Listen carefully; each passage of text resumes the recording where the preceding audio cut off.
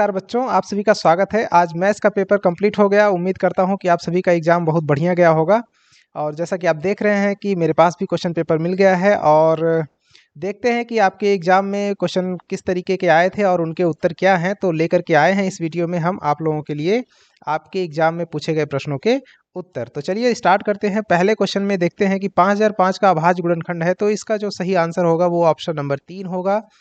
और आगे चलते हैं क्वेश्चन नंबर 2 की तरफ। यदि विभाजन एल्गोरिथम से a बराबर बी क्यू प्लस आर में a बराबर 72 है तो q बराबर 8 होने के बाद तो आपको पूछ रहा है कि b का मान क्या होगा जब r बराबर 0 है। यानी कि ये पूरी तरीके से इसका फैक्टर बन जाएगा। तो 8 है तो उसका जो है b का मान हो जाएगा आपका 9। तो ऑप्शन नंबर 3 ये सही हो जाएगा। आगे चलते हैं क्वेश्चन नंबर 3। 3√3 एक क्या है? ये एक अपरिमेय संख्या है। ऑप्शन नंबर 2 इसका सही हो जाएगा। राइट, तो चलते हैं आगे बढ़ेंगे। क्वेश्चन नंबर 4 है 35/50 का दशमलव प्रसार कैसा है? तो इसका आंसर होगा आपका शांत दशमलव प्रसार है। ये आपका पहला विकल्प सही हो जाएगा। तो चलते हैं अपने क्वेश्चन नंबर 5 की तरफ। y बराबर px ग्राफ दिया गया है तो बहुपद px के शून्यकों की संख्या क्या होगी? तो आप देख पा रहे होंगे इसके शून्यकों की संख्या साफ साफ दिख रही है। कितने शून्यक होंगे? इसके 2 शून्यक होंगे। ऑप्शन नंबर 3 आपका सही होगा। आगे चलते हैं। क्वेश्चन नंबर 6 है बहुपद एक्स स्क्वायर माइनस 15 का शून्यक है। जिन जिन बच्चों ने जो प्रैक्टिस सेट वाला क्वेश्चन पेपर था उसको अगर देखा होगा, वीडियो उसका देखा होगा, तो ये क्वेश्चन वहाँ पर आया हुआ है। तो इसका आंसर हो जाएगा तीसरा वाला -√15 कॉमा +√15। इसके 2 शून्यक हो जाएंगे, है ना। आगे चलते हैं क्वेश्चन नंबर 7 पे। लिखा हुआ है कि बहुपद x square minus 2x minus 8 के शून्यक a और b ये दोनों शून्यक हैं। तो a प्लस बी अगर ये a और b शून्यक हैं तो a प्लस बी मतलब शून्यकों का योगफल क्या होता है? -b/a -2 के पहले माइनस और बटे में 1, यानी कि इसका आंसर हो जाएगा आपका 2।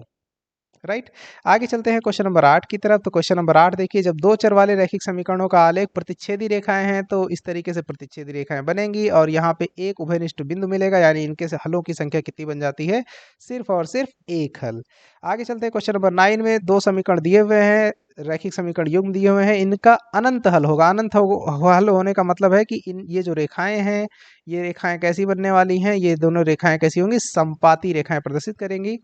तो इसका मतलब इनके जो अनुपात हैं सभी a1/a2 बराबर b1/b2 बराबर c1/c2 ये होगा। ऑप्शन नंबर 3 इसका सही अनुपात सही हो जाएगा, आंसर सही होगा। आगे चलते हैं क्वेश्चन नंबर 10 में। दिया हुआ है कि दो रैखिक समीकरण युग्म दिए हुए हैं, इनका जो है आपका हल पूछ रहा है क्या होगा? तो x बराबर 2 y बराबर 1 इसके हल हो जाएंगे। इन दोनों मानों को उठा करके इन दोनों समीकरणों में रख दीजिए तो ये दोनों को संतुष्ट करेंगे। और ऐसे ही जो x के और y के मान इन दोनों समीकरणों को संतुष्ट करते हो एक साथ, वही इसके हल कहलाएंगे। समीकरण निकाय दिया हुआ है। फिर देखिए अगला क्वेश्चन फिर दो चर वाले रैखिक समीकरण से ही है। अद्वितीय हल होने का मतलब सिर्फ और सिर्फ एक हल होगा। एक हल होने का मतलब है कि a1/a2 बराबर होगा b1/b2 के। यानी ये जो अनुपात है 4/2 बराबर होगा आपका किसके बराबर हो जाएगा? p बटे यहाँ से 2 हो जाएगा, है ना। तो ये 2 दूनी 4, तो यहाँ से p बराबर 2 × 2 बराबर हो जाएगा 4। तो p का मान क्या आएगा आपका? ऑप्शन नंबर ए में लिखा हुआ है p बराबर 4 होगा सही। राइट, निम्न में से कौन द्विघात समीकरण है? ये देखिए इसकी घात 2 है और यहाँ पे 1 ही, इसका मतलब यही ऑप्शन नंबर 1 ही आपका द्विघात समीकरण बनेगा और दूसरा कोई नहीं बनेगा। आगे चलिए देखते हैं तीसरा 30 नंबर क्वेश्चन की द्विघात समीकरण 2x² माइनस 7x प्लस 6 बराबर विविक्तिकर क्या होगा? विविक्तिकर होता है b² माइनस 4c। b की जगह पे क्या है? -7 का स्क्वायर करेंगे तो 49 माइनस 4 इंटू a कितना है? 2 इंटू 6, 4 दूनी 8, 8 छंग 48, यानी 49 माइनस 48 आंसर कितना आया? 1। तो विविक्तिकर की वैल्यू क्या आ गई? 1, जो कि ऑप्शन नंबर 3 में सही हो जाएगी। ओके, तो चलते हैं क्वेश्चन नंबर 14 की तरफ, जिसमें दिया हुआ है x² माइनस px प्लस 4 बराबर 0 के मूल बराबर है। तो इसका विविक्तिकर यानी d का मान क्या होगा? 0 हो जाएगा। यानी कि p² बराबर 4 इंटू a कितना है? 1 इंटू c कितना है? 4। तो p बराबर कितना आ जाएगा? +-4। इसका सही आंसर हो जाएगा ऑप्शन नंबर 2। ओके, चलते हैं क्वेश्चन नंबर 15 की तरफ। तो दिया हुआ है द्विघात समीकरण x² प्लस 5x माइनस 6 बराबर 0 की घात होगी। तो द्विघात समीकरण है तो इसकी घात 2 ही होगी। सबसे आसान क्वेश्चन यही था। आगे चलते हैं क्वेश्चन नंबर 16। एक एपी दी हुई है 0.6 1.7 2.8 3.9 का सारवंतर d, यानी कि 1.7 माइनस 0.6 कितना आ जाएगा? 1.1। इसका करेक्ट आंसर ऑप्शन नंबर 1 सही हो जाएगा। आगे चलते हैं क्वेश्चन नंबर अगला है हम लोगों का 18। कह रहा है 2+7, 2+7+12 प्लस इसके 10 पदों का योगफल निकालना है। तो यहाँ से a बराबर ये कितना हो गया 2 और d का मान कितना हो जाएगा 7 - 2 यानी कि 5 आ जाएगा। राइट, आपको S10 निकालना है यानी कि 10/2 इंटू 2a कितना है 2 तो 2 दूनी 4 प्लस n-1 n कितना है 10 तो 10 में से 1 जाएगा तो हो जाएगा 9 और d कितना है 5। तो 9 × 5 = 45 और 45 × 4 = 49 और यहाँ से ये कितना हो जाएगा 5 है ना। सो यहाँ से 49 × 5 जब करिएगा तो ये आएगा 245। राइट, तो इसका आंसर हो जाएगा तीसरा वाला ऑप्शन 245। आगे कह रहा है कि सभी वर्ग होते हैं तो समरूप होते हैं। ये बहुत ही सिंपल सा क्वेश्चन था। आगे चलते हैं क्वेश्चन नंबर 20 में एक त्रिभुज इस तरीके से दिया हुआ है आपको ABC, जिसमें ये देखिए यहाँ पे ये A है, ये B है, ये C है और ये D है और ये वाला बिंदु E है। तो कह रहा है कि ये अगर 2 है ये 3 है तो आपसे कह रहा है कि ये AE बराबर 1.6 है ना। तो AE 1.6 है तो पहले 1.6 को 2 से डिवाइड करिए तो आएगा 0.8। अब 0.8 को ये देखिए ये 3 टाइम्स है तो ये वाली भुजा भी 3 गुनी हो जाएगी है ना। तो इसको 3 से मल्टीप्लाई करेंगे तो आएगा 2.4 सेंटीमीटर आंसर हो जाएगा, जो कि ऑप्शन नंबर 3 में दिया हुआ है। ओके, आगे चलते हैं 21।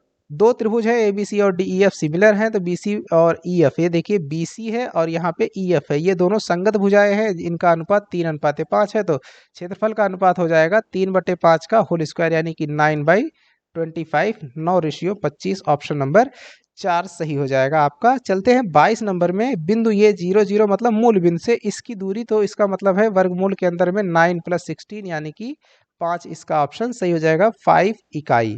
राइट, आगे चलते हैं क्वेश्चन नंबर 23 है। दो बिंदुओं को मिलाने वाले रेखाखंड का मध्य बिंदु मतलब 1 और 3 को जोड़िए 4, 4 का आधा कर दीजिए 2। तो पहला x वाला निर्देशांक आएगा 2, जो कि ऑप्शन नंबर 2 ही में है, तो दूसरा निकालने की जरूरत नहीं है, सही हो जाएगा ऑप्शन 2। आगे चलते हैं अपने अगले क्वेश्चन की तरफ। 25 नंबर दिया हुआ है cos A बराबर 3/5। तो जाहिर सी बात है cos बराबर किसके होता है आधार बटे कर्ण, तो आधार हो गया 3, कर्ण हो गया 5, तो जाहिर सी बात है इसका जो लंब होगा वो होगा 4। और साइन की वैल्यू क्या हो जाएगी साइन ए बराबर हो जाएगा लंब बटे कर्ण, लंब कितना है 4 तो बटे 5। साइन ए का उल्टा कर दीजिए तो कॉसेक ए हो जाएगा, कॉसेक ए बराबर क्या बन जाएगा इसका उल्टा 5/4। आंसर सही हो जाएगा 5/4। राइट, तो ऑप्शन नंबर 2 ये करेक्ट हो जाएगा 5/4। आगे चलते हैं, कह रहा है कि 2 sin A बराबर √3। तो यहाँ से साइन ए बराबर क्या बन जाएगा साइन ए बराबर √3/2। तो ए का मान क्या हो जाएगा ये 60 डिग्री हो जाएगा, क्योंकि साइन 60 का मान होता है √3/2। ऑप्शन नंबर 3 करेक्ट हो जाएगा। आगे बढ़ते हैं क्वेश्चन नंबर 27। तो cot 90 डिग्री माइनस ए का मान होता है ये आपका tan A होगा, तो ऑप्शन नंबर क्या सही हो जाएगा तीसरा वाला सही हो जाएगा। आगे देखिए फॉर्मूला जो आइडेंटिटी है सर्वसमीका है सीधे दी हुई है, इसका मान क्या होता है 1। हमारे सभी बच्चे जानते होंगे, बहुत अच्छे हैं, सबका एग्जाम अच्छा से भी गया भी होगा। आगे एक मीनार के शीर्ष का उन्नयन कोण 15 मीटर की दूरी। ये देखो जो बच्चे वीडियो में प्रैक्टिस क्वेश्चन पेपर वाला वीडियो देखे होंगे तो वो साफ साफ देखे होंगे ये क्वेश्चन उसमें सीधे सीधे कराया गया है, जिसका आंसर क्या होता है 15√3 मीटर। राइट, आगे चलिए बढ़ते हैं। किसी वृत्त पर बाह्य बिंदु से खींची गई स्पर्श रेखाओं की संख्या कितनी होती है। ये देखिए वृत्त है, इसके कोई बाह्य बिंदु यहाँ से खींची गई कितनी स्पर्श रेखाएं होती हैं, तो इसका ऑप्शन है 2 सही हो जाएगा कि 2 स्पर्श रेखाएं किसी बाहर बिंदु से खींची जा सकती हैं। दी गई आकृति में OPA 35 है, तो ये देखिए ये त्रिज्या है, ये स्पर्श रेखा के स्पर्श बिंदु पर यहाँ 90 डिग्री का कोण, ये 35 है, तो ये 90 है, 90 और प्लस 35 कितना हो जाएगा 90 और 9 3 12 120 125 हो जाएगा। और 125 डिग्री को जो है आप क्या कर देंगे 180 में से घटा देंगे, तो जो आंसर आएगा वो आपका इस वाले कोण का मान आ जाएगा, वो आएगा आपका 55 degree. So option number 1 will be correct. आगे चलते हैं, बढ़ते हैं अगले क्वेश्चन नंबर 32 पे। यदि एक बिंदु P से O केंद्र वाले किसी वृत्त पर P और PB स्पर्श रेखा, ये देखिए वृत्त हो गया, यहाँ से P ये है A बिंदु A, ये बिंदु है इसका O, स्पर्श रेखाएं इस तरीके से खींची गई। ये क्वेश्चन भी आपका करवाया गया है। तो ये जो होता है यहाँ पे 90 डिग्री का कोण बनेगा, और यहाँ दोनों स्पर्श रेखाओं के बीच में जो आपका एंगल बन रहा है वो कह रहा है कि 80 डिग्री। ये क्वेश्चन भी आपका प्रैक्टिस पेपर में आया हुआ है। तो अब क्या कह रहा है, ये 90 है, ये भी 90 है और ये 80 है, तीनों को जोड़ेंगे तो 90 90 180 और फिर 80 जोड़ेंगे तो 260 और 360 में से 260 घटाएंगे तो ये वाला कोण मिल जाएगा कितना, 100। और जैसे ही इस लाइन को जोड़ेंगे तो ये वाले कोण को पूछ रहा है, तो इसका आधा बन जाएगा, 100 का आधा कितना हो जाएगा, 50 डिग्री। आंसर सही हो जाएगा। कौन से में है, पहले वाले ऑप्शन में है, 50 डिग्री सही आंसर हो जाएगा। आगे चलिए, निम्न में से कौन वृत्त के क्षेत्रफल का सूत्र है, तो हमारे सभी बच्चे जानते होंगे pi R square, option number first. 34, किसी अर्धवृत्ताकार क्षेत्र की त्रिज्या 7 सेंटीमीटर, तो उसका परिमाप, ये देखिए, ये सभी देखो बच्चों, आपका ये फार्मूला आता था लेकिन अब की बार क्या कर दिया, उस पर इसने आर का मान दे दिया कितना, 7 सेंटीमीटर दे दिया। तो आपसे इसका परिमाप कह रहा था, इसका परिमाप क्या हो जाता है, पाई आर और प्लस का 2r। आर का मान कितना था, ये देखिए 22/7 गुणे 7 प्लस 2r, यानी आर का मान 7 है तो ये हो जाएगा 14। 7 से ये 7 कट जाएगा तो 22 प्लस का 14 कितना आ जाएगा, 22 10 32 और 4 36, ये हो जाएगा 36 सेंटीमीटर, आपका सही आंसर हो जाएगा। आगे चलिए, क्वेश्चन नंबर 35 पे तो कह रहा है 42 सेंटीमीटर त्रिज्या वाले वृत्त के उस त्रिज्यखंड का क्षेत्रफल क्या होगा जिसका कोण 120 है। तो आंसर क्या बनेगा, 120 डिग्री बटे 360 डिग्री इंटू पाई, यानी कि 22/7 आर स्क्वायर, आर कितना है 42 इंटू 42 कर देंगे, 7 से ये 6 बार में 7 6 42 और यहाँ से देखिए 120 है, ये 360 है, 12 3 36, तो 1/3 होगा और 3 से ये कट जाए कितनी बार में, 14 3 42। ठीक, तो ये क्या हो जाएगा 22 इंटू 6 इंटू 14, इसको जब आप मल्टीप्लाई करेंगे तो आएगा 1848 सेंटीमीटर स्क्वायर, ये आपका करेक्ट आंसर बन जाएगा। आगे चलिए, देखते हैं 36 नंबर का क्वेश्चन, ये भी आपका प्रैक्टिस सेट क्वेश्चन पेपर में कराया गया है। विकर्ण की लंबाई क्या हो जाएगी घनाभ के, तो 3 का स्क्वायर 9 प्लस 16 प्लस 144 और इसको सब सॉल्व करिएगा तो ये आएगा आपका 13 सेंटीमीटर, ऑप्शन नंबर 2 आपका सही हो जाएगा। तो चलते हैं क्वेश्चन नंबर 37, कह रहा है प्रथम 3 लगातार प्राकृतिक संख्या, तो सबसे पहली 3 प्राकृतिक संख्या है, 1, दूसरी है 2, दूसरी है अगली है 3, और ये संख्याएं कितनी है, 3 है तो 3 से भाग लगा देंगे, ये माध्य हो जाएगा 2 1 3 3 6 और बटे में 3, आंसर क्या आ जाएगा आपका 2। राइट, तो ऑप्शन क्या सही हो जाएगा, दूसरे का, ये 37 का 2 नंबर वाला विकल्प सही हो जाएगा 2। आगे चलते हैं 38, संचयी बारंबारता वक्र कहलाती है, इसको तोरण कहते हैं। राइट, तो ये आपका क्यूमुलेटिव फ्रीक्वेंसी और है ना, संचयी बारंबारता वक्र, जो आपका संचयी बारंबारता वक्र के साथ में जो खींचा जाता है उसे हम लोग तोरण कहते हैं, है ना। आगे चलिए, अगले क्वेश्चन की तरफ चलते हैं। किसी पासे को फेंकने पर सम संख्या आने की जो प्रोबेबिलिटी है, किसी पासे को फेंकने पर सम संख्या आ जाए, सम संख्या कौन कौन सी, 2 है, 4 है और 6 है, यानी इनकी संख्या कितनी है, 3।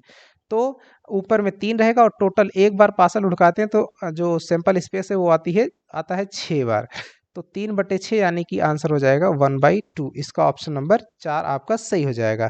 क्वेश्चन नंबर 40 है, 40 में निम्नलिखित से कौन सी घटना प्रायिकता नहीं हो सकती, प्रायिकता का मान कभी 1 से बड़ा नहीं हो सकता, इसलिए ऑप्शन नंबर 2 करेक्ट हो जाएगा। आगे ये आपका लास्ट क्वेश्चन था। तो इस तरीके से अब आपका काम ये है कि आप जल्दी से जितने क्वेश्चन आपके सही बन रहे हैं आप उसको कमेंट बॉक्स में कमेंट करके भेजिए हमको, ताकि हमको भी पता चले कि मेरे बच्चों के कितने % मार्क्स जो है उठ रहे हैं मैथ्स पेपर में। तो मिलते हैं अगले वीडियो में, तब तक के लिए धन्यवाद।